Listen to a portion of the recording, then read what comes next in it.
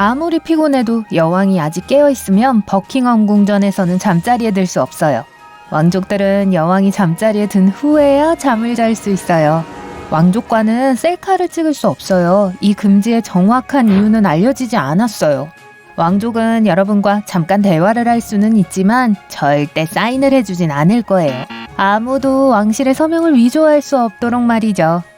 그건 일부 슈퍼스타들도 마찬가지예요. 많은 사람들이 연예인의 사인이 들어간 물건을 비싸게 팔거든요.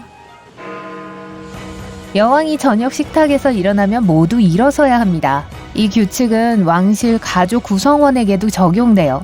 또한 여왕이 방에 들어오거나 나갈 때도 일어납니다.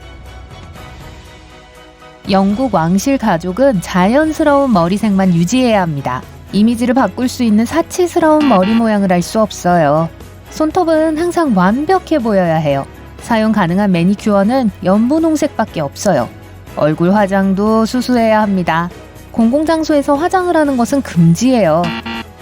모든 왕실 후손들은 프로포즈를 하기 전에 현 군주의 승인을 받아야 해요. 이 규칙은 왕실 결혼법에 명시되어 있고 1772년부터 시행되었어요. 왕족들은 갑각류를 먹을 수 없어요. 갑각류 요리는 식중독을 일으키는 경우가 가장 많기 때문이죠. 현재 여왕에게 인사할 때 엄격한 행동 수칙은 없지만 일부 왕족들은 전통적인 인사법을 선택합니다. 남자는 목을 약간 굽히고 여자는 무릎을 굽혀 인사하죠. 그런 격식은 에티켓의 규칙이에요. 다른 사람들은 일반적인 악수를 하는데 여왕이 먼저 손을 뻗을 때만 할 수 있어요. 왕족은 개인적으로 알지 못하는 사람으로부터 선물을 받아서는 안 되고 상대에게 그 대가로 호의를 베풀 필요가 없어요. 꽃과 적당한 양의 식료품, 저자가 준 논란의 여지가 없는 책, 그리고 적은 금전적 가치의 물건은 받을 수 있습니다. 왕실 결혼 전통에 따르면 왕실 신부는 결혼식 동안 적어도 1개의 머틀 가지를 손에 들고 있어야 해요. 머틀은 희망과 사랑을 상징하고 모든 왕실 신부 부케에 포함돼야 하죠. 왕실 가족들도 여권 심사를 거쳐야 해요. 물론 다른 승객들처럼 줄을 서지는 않지만 여전히 여권의 도장을 받아야 해요. 여왕만 제외하고요. 국가의 모든 여권이 여왕을 대행하여 발급되기 때문에 여권이 필요하지 않거든요. 국경을 넘을 때 여왕에게는 이름, 주소, 국적, 출생지만 물어봅니다. 여왕은 운전면허증도 없어요. 영국에서 유일하게 번호판 없이 차를 운전할 수 있는 사람이에요. 왕위 후계자 2명이 같은 비행기를 타거나 같은 기차를 타는 것은 금지되어 있어요. 왕족을 보호하기 위한 조치죠. 가족여행도 금지되어 있지만 엘리자베스 여왕은 가끔 예외적으로 허락하기도 해요. 행사 동안 여왕은 많은 사람과 악수를 합니다. 병에 걸리는 것을 막기 위해서 여왕은 항상 장갑을 껴야 해요.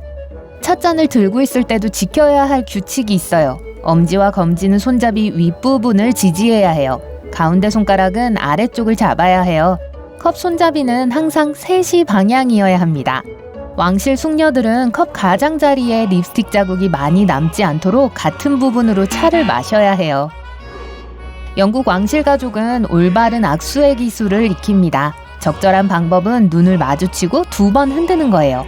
이는 사람들과의 접촉을 너무 오래 유지하지 않고 왕족들이 모든 사람을 동등한 존중으로 대한다는 걸 보여주기 위한 거예요. 모든 왕실 만찬은 수백 가지의 규칙과 규약을 따릅니다. 손님들의 좌석, 식기 배치, 적절한 서빙 그릇, 식사 시 에티켓 준수 등 다양해요. 예를 들어 에티켓에 따르면 여왕은 첫 번째 코스 동안 오른쪽에 있는 사람에게 말을 해요. 2번째 코스가 나오면 여왕은 왼쪽에 있는 손님과 대화합니다. 왕실 구성원들은 방문하는 나라의 관습, 전통, 그리고 에티켓 규칙을 알고 존중해야 해요. 또한 항상 불분명한 상황에서 도움을 줄 전문 통역사와 동행해요. 버킹엄 궁전에서의 모든 행사에서 오후 6시 이후의 여성들은 모자를 벗고 티아라를 착용해야 해요. 이 규칙은 기혼 여성들에게만 적용됩니다. 엄격한 규칙은 아니지만 왕족은 턱을 곧게 세우고 땅과 평행을 유지한 채 계단으로 내려가도록 조언을 받아요. 계단을 내려올 때 손은 항상 몸 옆에 있어야 해요.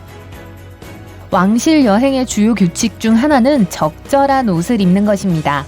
왕족은 운동화, 후드티, 청바지와 같은 단순한 평상복 차림으로 여행하는 것이 금지되어 있어요. 항상 완벽해 보여야 해요.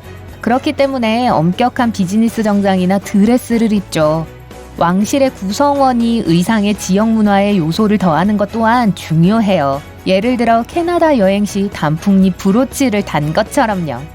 여왕은 군중 속에서 멀리서도 눈에 띄도록 여행 중에 밝은 색의 옷을 입어야 합니다.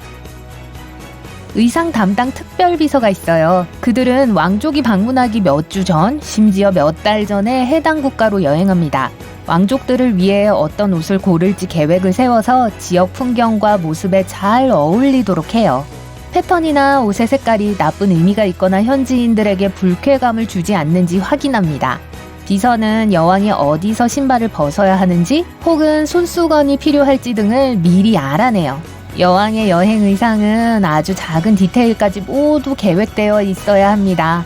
왕실 여행 복장 중에는 항상 검은 옷이 있어야 해요.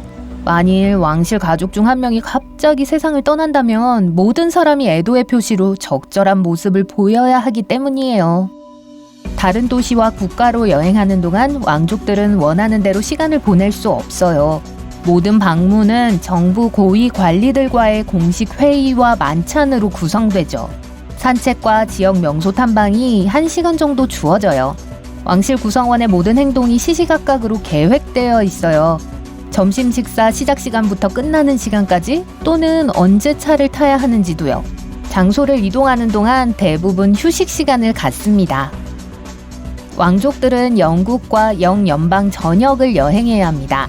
과거에는 그것이 필요했어요. 왕족들은 평민들이 어떻게 사는지 알아야 했고 사람들은 통치자가 어떻게 생겼는지 알아야 했죠. 텔레비전과 인터넷이 등장한 이후 왕실 가족의 여행은 좀 더 상징적인 것이 되었어요. 왕실의 방문은 사람들이 보호받고 있다는 것을 보여줍니다. 다른 나라로의 여행은 종종 자선 활동과 관련이 있어요. 왕족들은 현대 세계적인 문제에 대해 회의에서 연설을 해요. 또한 외교 관계를 수립하고 개선합니다. 이러한 여행을 계획하는 사람들도 많은 책임이 있어요. 예를 들어 여왕의 여행이 시작되기 약 6개월 전에 특별비서가 여왕 폐하가 방문하려고 계획한 모든 나라를 방문해요. 그 나라에서의 현지 생활 방식, 문화, 사람들의 행동, 현재의 문제, 정치 상황 등을 연구하고 위험한 장소를 지정합니다. 왕실 가족 구성원들도 방문하는 나라의 생활에 대해 조금은 알고 있어야 해요. 재능 있는 비서들이 그들을 도와주죠. 왕실 가족 담당자들과 식품관리 담당자 일행이 왕실 방문 예정 국가에 미리 도착합니다. 그들은 각각의 후계자를 위한 개별 메뉴를 만들어요. 또한 왕족들이 입냄새가 나는 것을 막기 위해 마늘과 많은 양의 향신료로 요리를 하지 말라고 외국인 요리사들에게 지시하죠. 그나저나 여왕은 마늘을 좋아하지 않아서 음식에 넣지 않아요. 전직 왕실 요리사 중 한 명은 여왕이 좋아하는 음식을 밝히면서 여왕이 초콜릿을 매우 좋아하고 스테이크도 좋아한다고 세상에 알렸어요.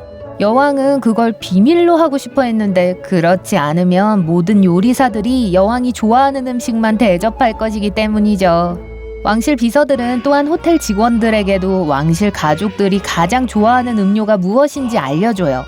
특별히 임명된 의사들도 미리 모든 나라를 방문합니다. 여왕과 왕족이 방문할 나라의 모든 병원을 확인해요. 의사는 해당 국가 의료 시스템의 질을 조사해요. 어떤 약품이 부족할 수 있는지를 알아보고 가지고 갈 수 있도록요.